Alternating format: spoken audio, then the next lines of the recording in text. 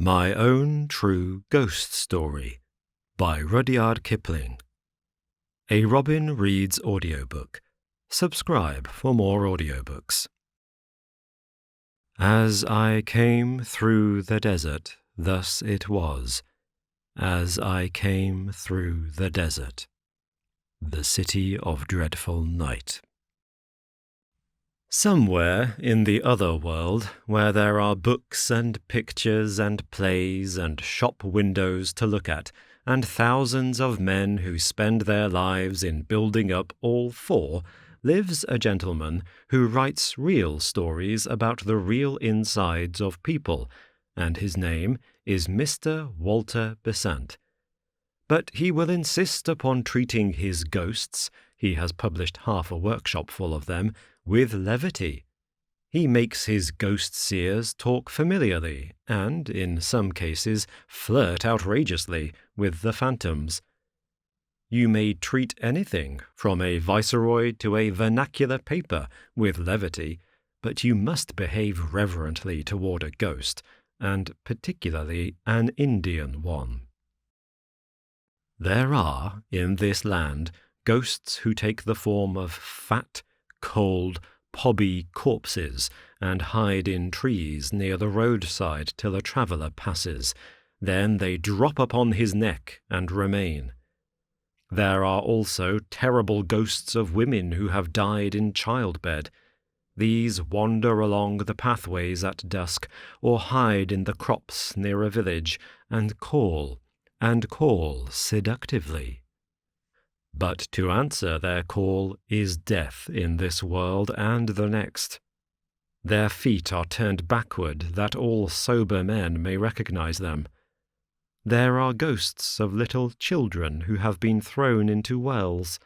These haunt well curbs and the fringes of jungles, and wail under the stars, or catch women by the wrist and beg to be taken up and carried. These and the corpse ghosts, however, are only vernacular articles and do not attack sahibs. No native ghost has yet been authentically reported to have frightened an Englishman, but many English ghosts have scared the life out of both white and black. Nearly every other station owns a ghost. There are said to be 2 at Simla, not counting the woman who blows the bellows at Sairi Dark Bungalow on the old road. Mussoorie has a house haunted of a very lively thing. A white lady is supposed to do night watchman round a house in Lahore. Dalhousie says that one of her houses repeats on autumn evenings all the incidents of a horrible horse and precipice accident. Marie has a merry ghost, and now that she has been swept by cholera, will have room for a sorrowful one. There are officers' quarters in Myanmar whose doors open without reason, and whose furniture is guaranteed to creak, not with the heat of June, but with the weight of invisibles who come to lounge in the chairs. Peshawar possesses houses that none will willingly rent, and there is something, not fever, wrong with a big bungalow in Allahabad. The older provinces simply bristle with haunted houses and march phantom armies along their main thoroughfares.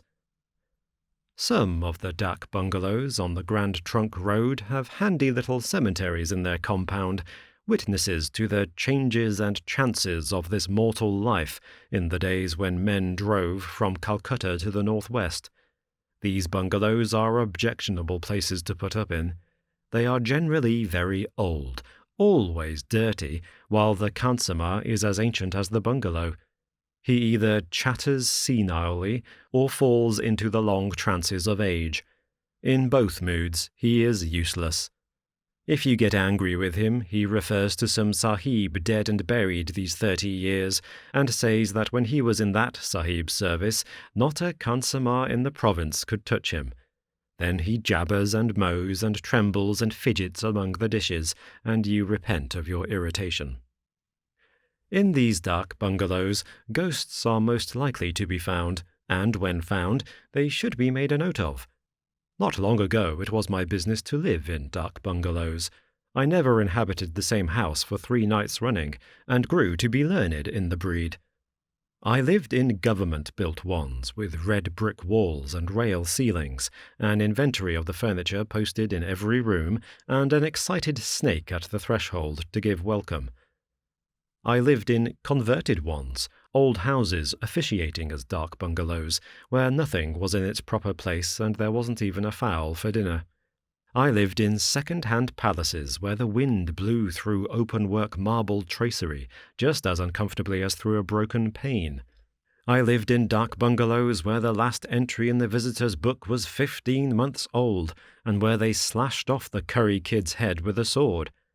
It was my good luck to meet all sorts of men, from sober travelling missionaries and deserters flying from British regiments, to drunken loafers who threw whiskey bottles at all who passed, and my still greater good fortune just to escape a maternity case. Seeing that a fair proportion of the tragedy of our lives out here acted itself in dark bungalows, I wondered that I had met no ghosts. A ghost that would voluntarily hang about a dark bungalow would be mad, of course, but so many men have died mad in dark bungalows that there must be a fair percentage of lunatic ghosts. In due time I found my ghost, or ghosts rather, for there were 2 of them. Up till that hour I had sympathized with Mr. Besant's method of handling them, as shown in The Strange Case of Mr. Lucraft and Other Stories. I am now in the opposition. We will call the bungalow Katmal Dark Bungalow, but that was the smallest part of the horror. A man with a sensitive hide has no right to sleep in dark bungalows. He should marry. Katmal Dark Bungalow was old and rotten and unrepaired. The floor was of worn brick, the walls were filthy, and the windows were nearly black with grime. It stood on a bypath largely used by native sub-deputy assistants of all kinds, from finance to forests, but real sahibs were rare. The khansamah, who was nearly bent double with old age, said so. When I arrived, there was a fitful, undecided rain on the face of the land, accompanied by a restless wind, and every gust made a noise like the rattling of dry bones in the stiff, toddy palms outside. The khansamah completely lost his head on my arrival. He had served a sahib once. Did I know that sahib? He gave me the name of a well-known man who has been buried for more than a quarter of a century, and showed me an ancient daguerreotype of that man in his prehistoric youth. I had seen a steel engraving of him at the head of a double volume of memoirs a month before, and I felt ancient beyond telling. The day shut in, and the khansamah went to get me food. He did not go through the pretense of calling it khana, man's victuals. He said ratub, and that means, among other things, grub, dog's rations. There was no insult in his choice of the term. He had forgotten the other word, I suppose. While he was cutting up the dead bodies of animals, I settled myself down after exploring the dark bungalow. There were 3 rooms beside my own, which was a corner kennel, each giving into the other through dingy white doors fastened with long iron bars. The bungalow was a very solid one, but the partition walls of the rooms were almost jerry-built in their flimsiness. Every step or bang of a trunk echoed from my room down the other 3, and every footfall came back tremulously from the far walls. For this reason I shut the door. There were no lamps, only candles in long glass shades. An oil wick was set in the bathroom. For bleak, unadulterated misery, that dark bungalow was the worst of the many that I had ever set foot in. There was no fireplace, and the windows would not open, so a brazier of charcoal would have been useless. The rain and the wind splashed and gurgled and moaned around the house, and the toddy palms rattled and roared. 6 jackals went through the compound singing, and a hyena stood afar off and mocked them. A hyena would convince a Sadducee of the resurrection of the dead, the worst sort of dead. Then came the ratub, a curious meal, half native and half English in composition, with the old khansamah babbling behind my chair about dead and gone English people, and the wind-blown candles playing shadow bo-peep with the bed and the mosquito curtains. It was just the sort of dinner and evening to make a man think of every single one of his past sins, and of all the others that he intended to commit if he lived. Sleep, for several hundred reasons, was not easy. The lamp in the bathroom threw the most absurd shadows into the room, and the wind was beginning to talk nonsense. Just when the reasons were drowsy with blood-sucking, I heard the regular, "Let us take and heave him over," grunt of dooley-bearers on the compound. First one dooley came in, then a second, and then a third. I heard the doolies dumped on the ground, and the shutter in front of my door shook. "That's someone trying to come in," I said. But no one spoke, and I persuaded myself that it was the gusty wind. The shutter of the room next to mine was attacked, flung back, and the inner door opened. "That's some sub-deputy assistant," I said, "and he has brought his friends with him. Now they'll talk and spit and smoke for an hour." But there were no voices and no footsteps. No one was putting his luggage into the next room. The door shut, and I thanked Providence that I was to be left in peace, but I was curious to know where the doolies had gone. I got out of bed and looked into the darkness. There was never a sign of a dooley. Just as I was getting into bed again, I heard in the next room the sound that no man in his senses can possibly mistake, the whir of a billiard ball down the length of the slates when the striker is stringing for break. No other sound is like it. A minute afterwards, there was another whir, and I got into bed. I was not frightened. Indeed, I was not. I was very curious to know what had become of the doolies. I jumped into bed for that reason. Next minute, I heard the double click of a cannon, and my hair sat up. It is a mistake to say that hair stands up. The skin of the head tightens, and you can feel a faint, prickly bristling all over the scalp. That is the hair sitting up. There was a whir and a click, and both sounds could only have been made by one thing, a billiard ball. I argued the matter out at great length with myself, and the more I argued, the less probable it seemed that one bed, one table, and 2 chairs, all the furniture of the room next to mine, could so exactly duplicate the sounds of a game of billiards. After another cannon, a 3-cushion one to judge by the whir, I argued no more. I had found my ghost, and would have given worlds to have escaped from that dark bungalow. Instead, and with each listen, the game grew clearer. There was whir on whir and click on click. Sometimes there was a double click and a whir and another click. Beyond any sort of doubt, people were playing billiards in the next room, and the next room was not big enough to hold a billiard table. Between the pauses of the wind, I heard the game go forward, stroke after stroke. I tried to believe that I could not hear voices, but that attempt was a failure. Do you know what fear is?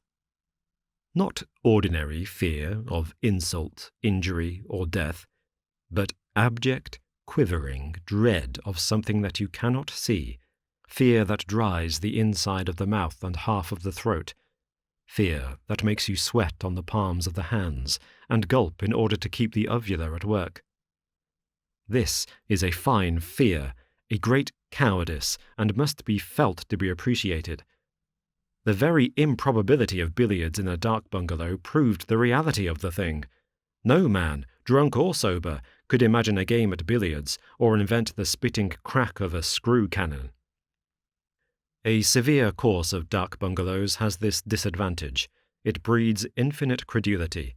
If a man said to a confirmed dark bungalow haunter, "There is a corpse in the next room, and there's a mad girl in the next but one, and the woman and man on that camel have just eloped from a place 60 miles away," the hero would not disbelieve, because he would know that nothing is too wild, grotesque, or horrible to happen in a dark bungalow. This credulity, unfortunately, extends to ghosts. A rational person, fresh from his own house, would have turned on his side and slept. I did not. So surely as I was given up as a bad carcass by the scores of things in the bed because the bulk of my blood was in my heart, so surely did I hear every stroke of a long game at billiards played in the echoing room behind the iron-barred door. My dominant fear was that the players might want a marker. It was an absurd fear, because creatures who could play in the dark would be above such superfluities. I only know that that was my terror, and it was real. After a long, long while the game stopped, and the door banged. I slept because I was dead tired. Otherwise I should have preferred to have kept awake. Not for everything in Asia would I have dropped the door bar and peered into the dark of the next room. When the morning came, I considered that I had done well and wisely, and inquired for the means of departure. "By the way, consummate," I said, "what were those 3 doolies doing in my compound in the night?" "There were no doolies," said the consummate. I went into the next room, and the daylight streamed through the open door. I was immensely brave. I would, at that hour, have played Blackpool with the owner of the big black pool down below. "Has this place always been a dark bungalow?" I asked. "No," said the consummate. 10 or 20 years ago, I have forgotten how long, it was a billiard room. "A how much?" A billiard room for the sahibs who built the railway. I was consummate then in the big house where all the railway sahibs lived, and I used to come across with brandy shrub. These 3 rooms were all one, and they held a big table on which the sahibs played every evening. But the sahibs are all dead now, and the railway runs, you say, nearly to Kabul. "Do you remember anything about the sahibs?" It is long ago, but I remember that one sahib, a fat man and always angry, was playing here one night, and he said to me, 'Mangal Khan, brandy panidu.' And I filled the glass, and he bent over the table to strike, and his head fell lower and lower, till it hit the table, and his spectacles came off, and when we, the sahibs and I myself, ran to lift him, he was dead. I helped to carry him out. Ha! He was a strong sahib, but he is dead, and I, old Mangal Khan, am still living by your favor." That was more than enough. I had my ghost, a first-hand authenticated article. I would write to the Society for Psychical Research. I would paralyze the empire with the news. But I would, first of all, put 80 miles of assessed cropland between myself and that dark bungalow before nightfall. The Society might send their regular agents to investigate later on. I went into my own room and prepared to pack after noting down the facts of the case. As I smoked, I heard the game begin again, with a miss in baulk this time, for the whir was a short one. The door was open, and I could see into the room. Click, click. That was a cannon. I entered the room without fear, for there was sunlight within and a fresh breeze without.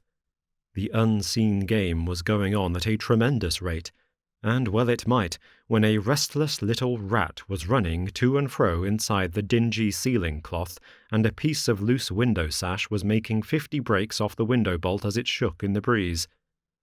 Impossible to mistake the sound of billiard balls. Impossible to mistake the whir of a ball over the slate.